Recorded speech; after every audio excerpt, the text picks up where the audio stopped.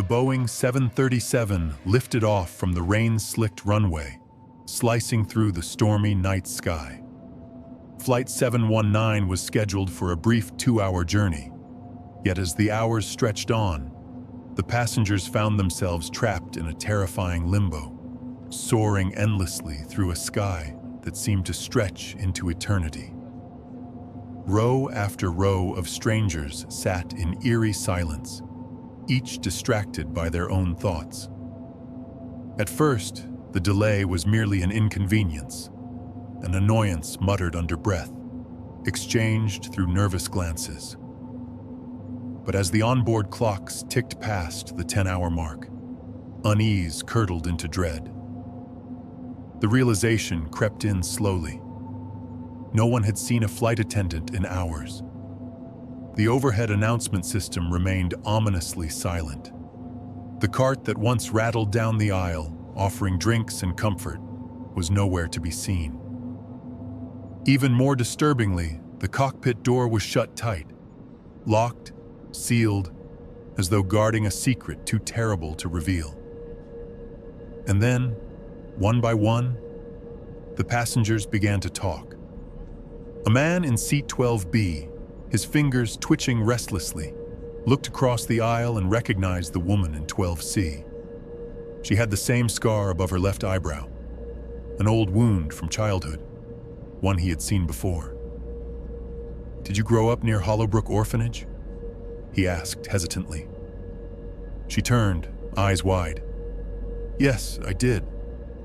"How do you know that?" A teenage girl in the row ahead stiffened. "Hollowbrook. That's where I went before I was adopted."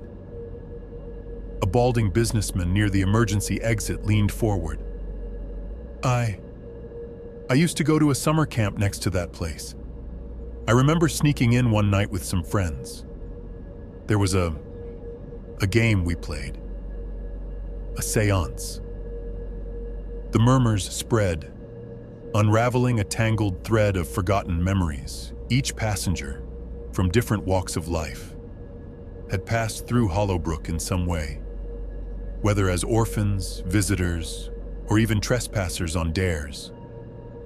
A childhood connection that had long faded into obscurity was now resurfacing under impossible circumstances. The airplane rumbled violently. The lights flickered, and the overhead compartments rattled like unseen hands were clawing at them. Panic rose like bile in their throats. "Where's the crew?" someone whispered. It was a question no one had dared voice aloud until now. A young mother clutched her child, her voice trembling. "Has anyone checked the cockpit?" A reluctant group approached the door, knocking hesitantly at first, then pounding. No response. A man braced himself and wrenched it open, only to reveal the horrifying truth. The cockpit was empty. No pilots, no flight attendants, no sign that anyone had ever been in control of the aircraft. The plane lurched violently, throwing the passengers against their seats.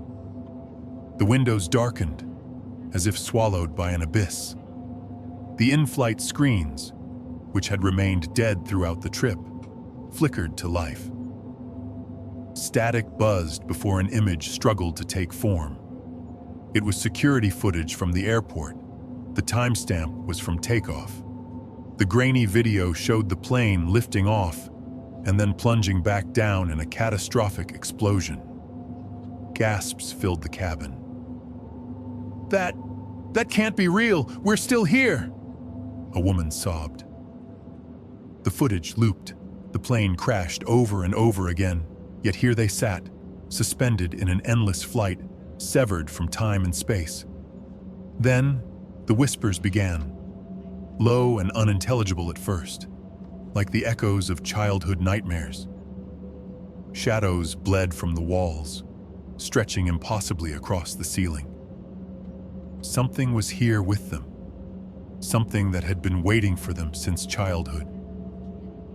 "Hollowbrook never lets go," someone murmured. The passengers tried to remain calm, but the atmosphere inside the cabin was turning suffocating. A man in the back began hyperventilating, clawing at his seatbelt as though desperate to escape. Another woman started praying under her breath. A loud thump echoed from above, followed by a deep creaking noise, as if something was moving along the ceiling panels. The overhead lights flickered, casting unsettling shadows over the panicked faces. A sudden piercing scream shattered the tension. One of the passengers, an elderly woman, was pointing toward the emergency exit. The window beside it had fogged up, and as the condensation thickened, something began pressing against it from the outside. A shape, a face. Hollow eyes, sunken and lifeless, stared at them through the glass. Then, it was gone. People scrambled to different seats, clutching each other in terror. "We need to land this plane!" someone shouted. "How?" "There's no pilots." "We have to try." The businessman who had spoken earlier pushed his way toward the cockpit. Others followed, desperation outweighing their fear. As they reached the front of the plane, they found something even more disturbing. The cockpit door, just moments ago left wide open, was now locked. A child, no older than 6, spoke in a hushed tone. "It doesn't want us to leave." "What do you mean, sweetheart?" "A flight attendant." "No, not a flight attendant. There were no attendants anymore." Someone asked, kneeling beside her. "Hollowbrook," she whispered. "It never lets go. We're already home." The plane shuddered violently. The lights went out, plunging the cabin into darkness. A deep, guttural sound filled the air, something between a growl and a low moan. The passengers clung to their seats, to each other, but it was useless. When the lights flickered back on, half the seats were empty. The remaining passengers screamed. The descent had begun, but there was no city below, no airport lights guiding them home. Only darkness, and then silence. Flight 719 was never found. The wreckage was discovered the morning after takeoff, a charred skeleton of metal strewn across the landscape. No survivors.